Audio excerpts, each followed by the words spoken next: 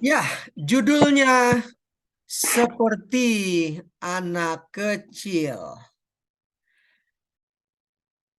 Bila mana kita membaca Matius 17 ayat 9 sampai 27, lalu dilanjutkan dengan Matius 18 ayat 1 sampai 20, Markus 9 ayat 9 sampai 50, Lukas 9 ayat 37 sampai 48, maka kita akan mendapati satu cerita yang hampir sama, sudut pandang yang berbeda. Saya mengambil judul ini oleh karena judul ini mempunyai dua pengertian yang cukup jauh berbeda. Tergantung dari sudut pandang mana kita melihat judul ini. Apakah dari sisi yang negatif ataukah dari sisi yang positif. Oleh sebab itu, tanpa membuang waktu, mari kita lihat slide berikutnya. Oke, saya ingin kita berpartisipasi untuk 1-2 menit ke depan. Bapak Ibu lihat gambar yang ada di layar gadget Anda. Di sebelah kiri ada laki-laki, di tengah ada perempuan, lalu di sebelah kanan ada laki-laki, anak laki-laki memakai kacamata. Pertanyaan saya, coba tebak-tebak berhadiah. Kira-kira berapakah umur anak, jangan saya gunakan kata anak, laki-laki yang ada di sebelah kiri layar gadget Anda? Kira-kira umur berapa? 12 tahun. Berapa, Pak? 12. 12. 7 sampai Oke. 9 tahun. Berapa? 7 sampai 9 tahun lah. 7 sampai 9 tahun. Sekarang kita beralih ke anak perempuan, jangan saya gunakan anak. Perempuan yang ada di sebelah, di tengah-tengah. Berapa kira-kira umurnya? 5. 10 tahun. 5. Berapa? 7. 5. Oke, terima kasih. Sekarang gambar yang terakhir. Laki-laki yang memakai kacamata. Berapa umurnya? 10. 10? Terima kasih. Ada lagi yang ingin menjawab berapa kira-kira umur anak laki-laki yang berkacamata? Selain 10? 8. 8. Oke, terima kasih. Saya berharap Anda tidak akan terkaget. Saya mensurveinya betul-betul berdasarkan realita yang ada, bukan tebak-tebak berhadiah. Laki-laki yang ada di sebelah kiri gadget Anda, layar gadget Anda, namanya Ian Francis Manga. Dia dilahirkan tahun 1997. Dia seorang guru, usianya 26 tahun.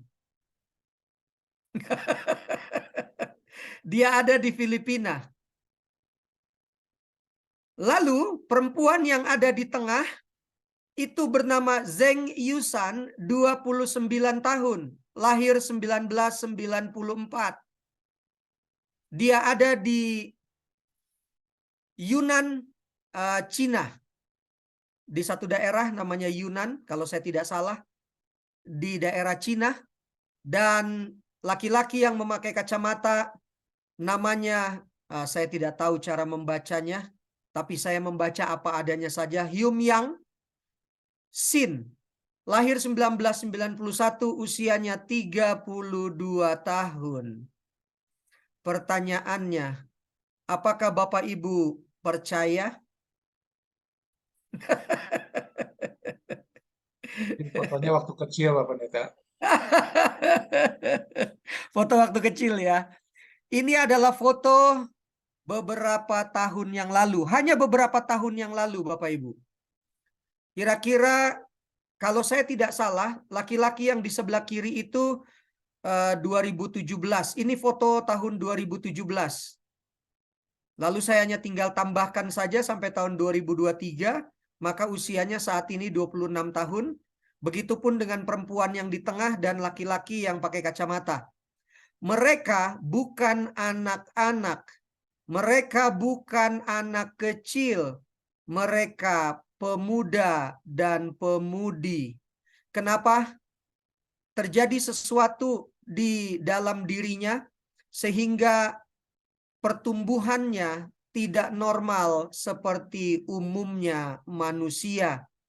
Mereka dalam keadaan sehat, tetapi inilah realita fisik yang ada pada mereka. Bila mana tadi Anda dan saya melihat judul seperti anak kecil, maka setidaknya kita mempunyai dua pengertian. Yang pertama, tubuhnya atau fisiknya seperti anak kecil, padahal umurnya sudah dewasa atau dianggap terhitung sudah dewasa.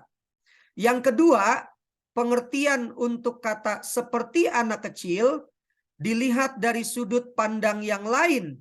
Umurnya dianggap atau terhitung sudah dewasa, tetapi perilakunya seperti anak kecil. Dua-duanya benar. Ini dua-duanya benar. Pengertian yang pertama itu berlaku atas ketiga orang yang ada di gambar tersebut. Tubuh mereka seperti anak kecil oleh karena satu faktor genetik atau apapun itu namanya, padahal umur mereka sudah dewasa. Tetapi yang kedua, ini juga yang terjadi di seputar kehidupan kita. Bapak Budi Kelana umurnya sudah dewasa, tetapi seperti anak kecil. Kira-kira pelajaran apa yang kita mau lihat pada malam hari ini? Bila mana Bapak Ibu melihat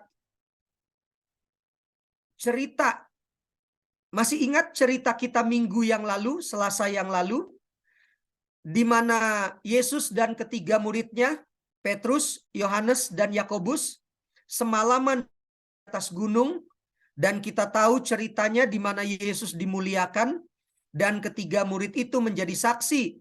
Bahkan mereka mengatakan, kalau boleh, biarlah kami membangun tenda atau rumah kan namanya, satu untukmu, satu untuk Musa, dan satu untuk Elia. Sekaligus mereka mendengar pemberitahuan dari mulut Yesus sendiri tentang penderitaan yang akan dijalani oleh Yesus, dan Yesus akan mati di kayu salib. Setelah malam Alkitab dengan jelas mengatakan bahwa sekarang mereka turun gunung. Alkitab mengatakan esok paginya, esok harinya mereka turun gunung dan kembali bekerja untuk orang banyak. Disinilah cerita ini dimulai. Pada saat mereka turun gunung, sampai mereka menyelesaikan tugas sepanjang hari itu, ada 3 peristiwa yang terjadi dalam sekali jalan, dalam satu cerita. Bapak Ibu lihat kolom-kolomnya, lihat kotak-kotaknya, maka cerita yang pertama adalah diskusi Yesus dengan ketiga muridnya tentang Elia, di mana Yesus berkata bahwa Elia akan datang, dan ada peristiwa tidak jauh dari ketika mereka turun dari gunung itu, di mana Yesus menyembuhkan anak yang dikuasai setan, di mana anak itu menjadi bisu.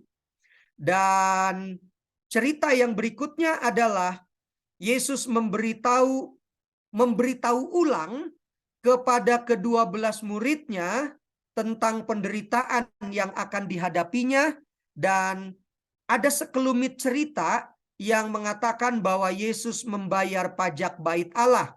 Dan yang terakhir adalah adanya perdebatan di antara murid tentang siapa yang terbesar dalam kerajaan sorga.